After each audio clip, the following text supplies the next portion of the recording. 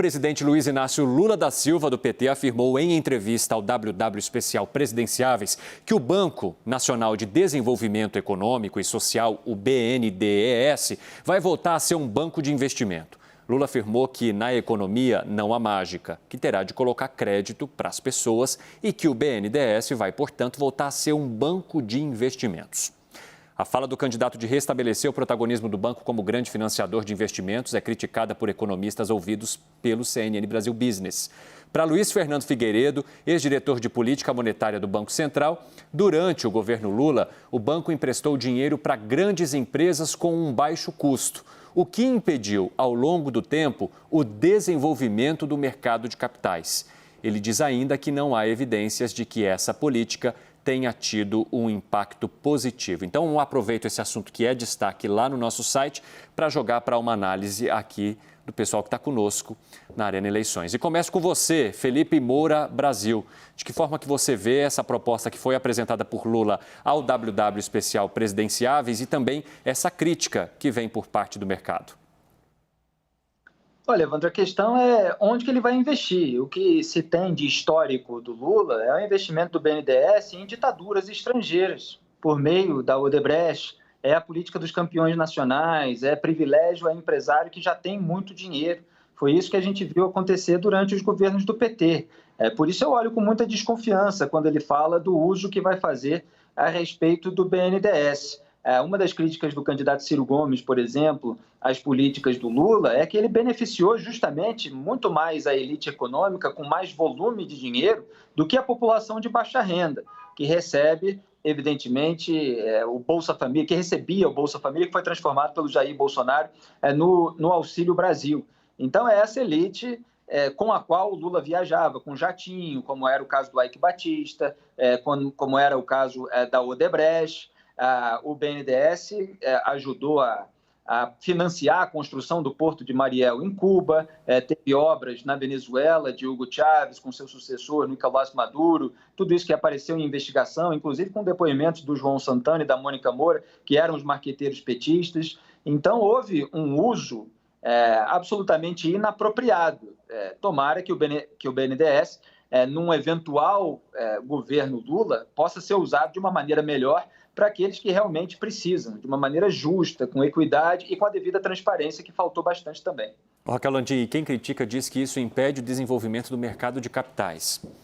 É porque além do que o Felipe está falando, que é um certo mau uso desse dinheiro, porque você tinha uma utilização, como ele disse, para financiar obras dessas empresas brasileiras no exterior, nem sempre por critérios que seriam aceitáveis, mas além disso, tem um problema quando você subsidia a taxa, né? Na época do governo Lula era a TJLP, hoje ela mudou de nome para TLP. O Tesouro paga esse subsídio, você precisa transferir dinheiro do Tesouro para o BNDES para poder emprestar para as empresas, sejam elas pequenas ou grandes, você tem que inchar o BNDES, você aumenta esse caixa e aí o subsídio pagamos todos nós.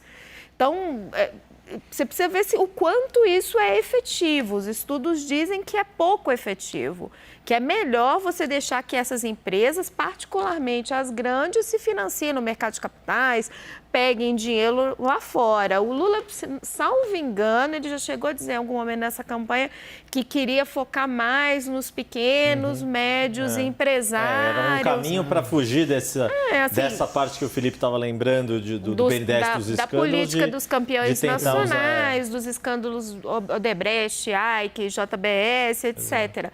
Mas, a despeito disso, mesmo com esse foco, você tem essa crítica dessa distorção do mercado de crédito, porque você subsidia via Tesouro, o contribuinte paga, e aí você inibe o desenvolvimento do mercado de capitais local, o desenvolvimento desse crédito, porque você tem ali um banco enorme, público, competindo com uma taxa mais baixa. Quem é que vai entrar? É difícil. Tem uma questão que nós pesquisamos muito, que é o impacto disso para os eleitores, de fato, né? E aí tem menos a ver com a questão de ditaduras, não tem ditaduras, até porque um eleitor mais escolarizado sabe que na Arábia Saudita ou nos outros países, lá são tão ditaduras quanto é Cuba e quanto é Venezuela e ninguém fala disso. Só para a gente não entrar num aspecto mais ideológico relacionado a isso. Mas para o eleitor, o que pega não é essa ditadura. O que pega é que, num momento de crise, que é o que ele sente hoje, quando se fala que foi colocado um dinheiro para fora e não para o Brasil, o Lula perde voto. Depois da corrupção, esse é o segundo ponto que leva à perda de voto do ex-presidente Lula. Pode parecer meio estranho, né? Uma ideia de que está ajudando o outro e quando a gente está precisando de ajuda. De poder ajudar o próprio país. Se é ditadura, se não é ditadura, eles acham que... Isso para os bolsonaristas contam, mas para o eleitor médio, para o eleitor conta menos. Agora, tirar dinheiro de um país que está em crise, mesmo que naquela época não tivesse, na cabeça do eleitor é tudo meio misturado. Então, tirar dinheiro de um país que tem uma dificuldade econômica, para colocar esse dinheiro para fora, isso se perde. Por outro lado, para incentivar o microempreendedor hoje, faz todo sentido na cabeça do consumidor. Hoje, o sonho de abrir o próprio negócio é maior do que conseguir um emprego de carteira assinada ou ter um concurso. Eu só acho que tem uma questão que, assim, a gente falar da política de campeões nacionais, sendo que é algo que, pelo menos no que foi lançado já nas diretrizes do programa da coalizão do Lula, não está em lugar nenhum isso, tá? Muito mais na pequena e média, micro e pequena empresa. Da mesma maneira como tem outras questões que se faz muita crítica à condução econômica, principalmente do governo Dilma, que não estão, e nem o candidato está falando, né? Então, eu acho que a gente precisa, de certa maneira, calibrar. Quando a gente vai fazer a avaliação, a gente fala, pô, porque daí o PT errou lá atrás. Pô, então se tem essa questão que errou na política dos campeões nacionais, sim, está no programa. O candidato está falando, o vice está falando, o Guilherme Mello está falando, o Aloysio está falando, o Aloysio Mercadante, que coordena o programa de governo, não estão falando sobre isso. Da mesma maneira, a forma como eles estão colocando a montagem de governo. O que o Lula está falando? E tem que ouvir o que ele está falando. Pode chegar ano que vem e fazer outra coisa. Mas está falando de frente ampla, está falando de coalizão com 10 partidos. Não creio que vai ser um esquema sobra de campanha distribuindo mensalão para os parlamentares. Já sabe que errou. Não creio que um esquema como o Petrolão, como o da Lava Jato, vai estar presente também. Não creio, não quero crer, não gostaria de crer, considerando, claro, evidentemente, que o Lula vence a eleição. Estamos falando nesse contexto. É porque muitas vezes face a crítica, principalmente a era Dilma. Poxa, o Lula já fez a crítica da era Dilma em diversas questões, da desoneração já fez, tarifa de energia já fez, isso já foi feito. E não está se falando que fará isso de novo, caso vença as eleições. Sim. E só um terceiro ponto, nessa questão da economia da era Dilma. O PT não está no poder já desde 16, a gente está em 22, são 6 anos já. Então, os governos de direita que sucederam, governo Dilma Rousseff, Temer e Bolsonaro, que em termos econômicos é muito semelhante. A linha econômica do Meirelles, da do Paulo Guedes, você tem muita coisa parecida.